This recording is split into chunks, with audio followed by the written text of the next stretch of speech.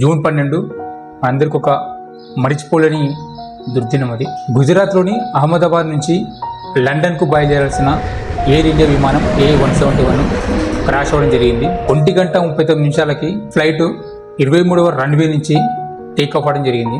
With in 30 సెకండ్స్లోనే, అంటే 1:39:30 crash అవ్వడం జరిగింది.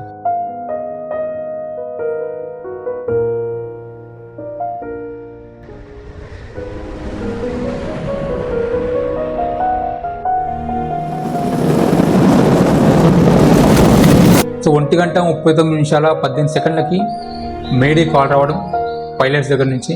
సో వాళ్ళు అరవడం, అంటే హెల్ప్ చేయండి, no thrust no power, so help అని చెప్పేసి ఓ మై గాడ్ అరవడం. సో ఆ ఫ్లైట్ అనేది ఓ బిల్డింగ్ పైన పడి క్రాష్ అవ్వడం జరిగింది.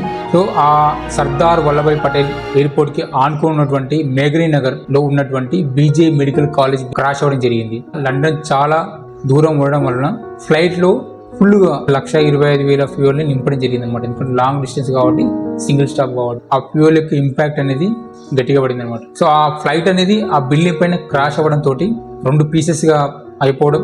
దాదాపుగా 242 మంది ఉన్నారండి దాంట్లో 230 మంది ప్యాసింజర్స్ అయితే 12 మంది సిబ్బంది. 242 మందిలో 241 మంది అక్కడికక్కడ మరణించడం జరిగింది. ఒకే ఒక్క వ్యక్తి విశ్వాస్ కుమార్, ఎవరైతే సీట్ నెంబర్ 11A ఏదైతే ఎమర్జెన్సీ డోర్ పక్కన ఉన్నటువంటి సీట్ ఏదైతే ఉందో అతను ఒక్కడే బ్రతికిపోవడం జరిగింది. సో ఫ్లైట్ క్రాష్ అయినప్పుడు అక్కడ బ్రేక్ అవ్వడము, ఫ్లైట్ అనేది బ్రేక్ అవ్వడం, సో చేతితో సహా కింద పడడం జరిగింది. సో బై లక్ అదృష్టవశాత్తు ఆయన ఒక్కడు బతికి బయటపడడం జరిగింది. సో మిగతా పైలట్లు సిబ్బంది తో సహా అందరూ కూడా ఫ్లైట్ లో మరణించి చనిపోవడం జరిగింది. వాళ్ళే కాకుండా ఇంకా దురదృష్టం ఏంటంటే ఆ రోజు 1:39 టైంలో లంచ్ టైం అది. ఆ లంచ్ టైంలో బిల్డింగ్ 4th ఫ్లోర్ లో ఎవరైతే ఉన్నారో స్టూడెంట్స్ కానీ స్టాఫ్స్ కానీ వాళ్ళు లంచ్ చేసే టైంలో బిల్డింగ్ ఫ్లైట్ క్రాష్ అవ్వడం చేత ఆ బిల్డింగ్ కూడా కూలిపోయి శిథిరాల కింద కొంతమంది 12 మంది చనిపోయడం జరిగింది. సో దాంట్లో ఇంకో ఇంపాక్ట్ ఏంటంటే ప్లేన్ లో ఉన్న ఫ్యూయల్ కూడా బర్న్ అవ్వడం చేత దాదాపు ఒక 1000 డిగ్రీల హీట్ అనేది రావడం జరిగింది అనమాట. ఆ హీట్ కే చాలా మంది మాడిపోయారు. ఆ హీట్ కి పక్క ఉన్న వెహికల్స్ కూడా అసలు కాలిపోయాయి. ఆ హీట్ కి అక్కడ ఉన్నటువంటి పక్షులు, జంతువులు కూడా, అంటే స్ట్రీట్ డాగ్స్ కూడా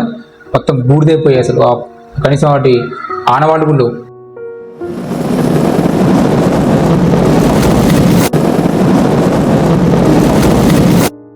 ఇంత దారుణం అయిపోయింది. సో దాంతో పాటుగా బిల్డింగ్ పక్కన రోడ్ సైడ్ లో ఉన్నటువంటి వెహికల్స్ మీద వెళ్ళేటువంటి కామన్ పీపుల్స్, చాయ్ బండి దగ్గర ఉన్నటువంటి కొంతమంది, చాలా మంది, వీళ్ళందరూ కూడా ఆ హీట్ కి చనిపోవడం జరిగింది. వాళ్ళు భయపడుతున్నప్పుడు ఎట్లా షేక్ అవుతారో ఆ హీట్ కి అంటే మాడిపోవడం జరిగింది. మరణం అనేది ఎట్లా ఉంటుందో, పుట్టిన ప్రతి ఒక్కరు చనిపోవాల్సిందే, కానీ ఆ మరణం అనేది ఎలా ఉండాలి? సో ఇంత టెక్నాలజీ మనం ఇంత ముందుకు ఉన్నప్పటికీ కూడా కనీసం వాళ్ళు ఎవరో వాళ్ళ రిలేషన్స్ వాళ్ళని గుర్తుపట్టని స్థితిలో ఆఖరికి DNA టెస్ట్ ద్వారా బాడీస్ ని ఫైండ్ అవుట్ చేసి పంపిస్తున్నారు.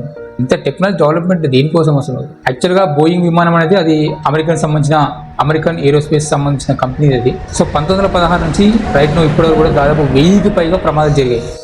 దాంట్లో 350 పైగా అసలు నో లైఫ్స్, అంటే ఒక్కరు కూడా బ్రతికిలేరు. అంత దారుణం అది ఆ బోయింగ్ విమానానికి సంబంధించి. సో వాళ్ళ కాన్సెప్ట్ ఏంటంటే, బయట వస్తున్న ఇంటర్నేషనల్ లెవెల్ కూడా వస్తున్న టాక్ ఏంటంటే, ఆ బోయింగ్ విమానాలు ఎవరు తయారు చేస్తున్నారు, వాళ్ళు ఓన్లీ పబ్లిక్ సేఫ్టీ కాదు ప్రాఫిట్ చూస్తున్నారు అని చెప్పేసి కొన్ని విమర్శలు రావడం. అంటే మనీకి ఇంపార్టెన్స్ ఇస్తున్నారు కానీ పబ్లిక్ లైఫ్స్ కి ఇంపార్టెన్స్ ఇవ్వట్లేదు అని చెప్పేసి విమర్శలు రావడం జరుగుతుంది. సో దాని తగ్గట్టుగానే చాలా యాక్సిడెంట్స్ జరుగుతున్నాయి. సో మన దగ్గర వస్తున్న పబ్లిక్ నుంచి వస్తున్న రియాక్షన్ ఏంటంటే, బోయింగ్ విమానాలు మనకు వద్దు, బ్యాన్ చేద్దాం అని చెప్పేసి పబ్లిక్ టాక్ వినబడుతుంది.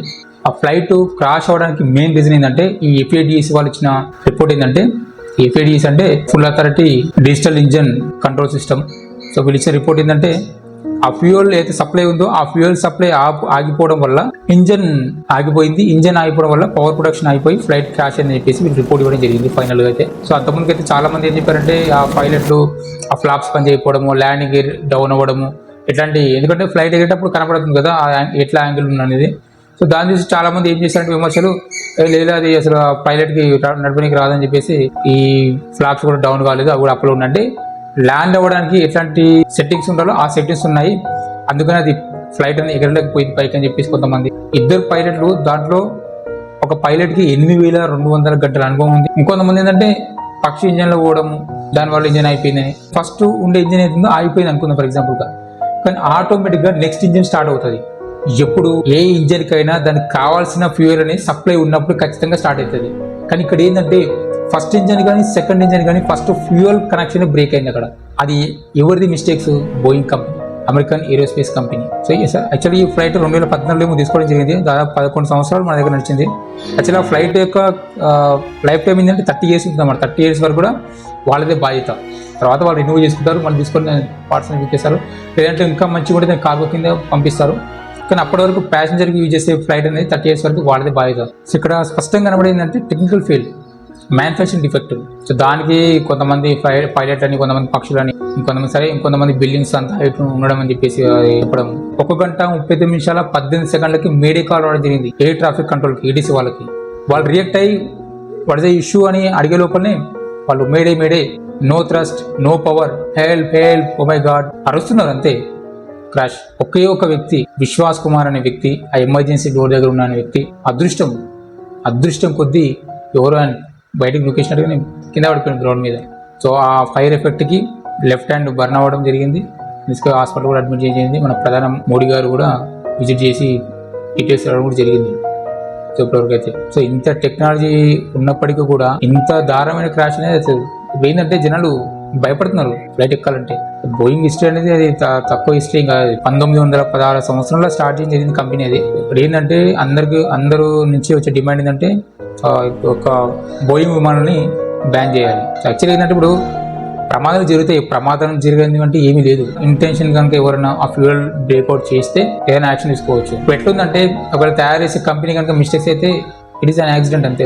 మ్యానుఫ్యాక్చర్ చేసే కంపెనీస్ అది మనీ ఫస్ట్ సేఫ్టీ నెక్స్ట్ అన్నట్టుగా తయారయ్యారు మొత్తం. డీజీసీఏ వాళ్ళు చెప్పిన రిపోర్ట్ ఏంటంటే ఫ్లైట్ రికార్డ్స్ కరెక్టే ఉన్నాయి, ఫ్లైట్ మెయింటెనెన్స్ కూడా కరెక్టే ఉందని చెప్పారు. సో ఇప్పుడు ఏదైతే ఈ బోయింగ్లో యూజ్ చేసే ఇంజన్ వచ్చేసి అమెరికన్ ఏరోస్పేస్ సంబంధించిన టెక్నాలజీ అన్నమాట అది. సో ఈ స్పేర్ పార్ట్స్ అంటే వేరే ఉండొచ్చు. మన ఇండియా కూడా ఉన్నాయి హెచ్ఏఎల్వి. మన స్పేర్ పార్ట్స్ కూడా బోయింగ్లో ఉంటాయి కొన్ని స్పేర్ పార్ట్స్. జపాన్ వాళ్ళ, ఇంగ్లాండ్ ఇక్కడ వాళ్ళే కూడా స్పేర్ పార్ట్స్ ఉంటాయి.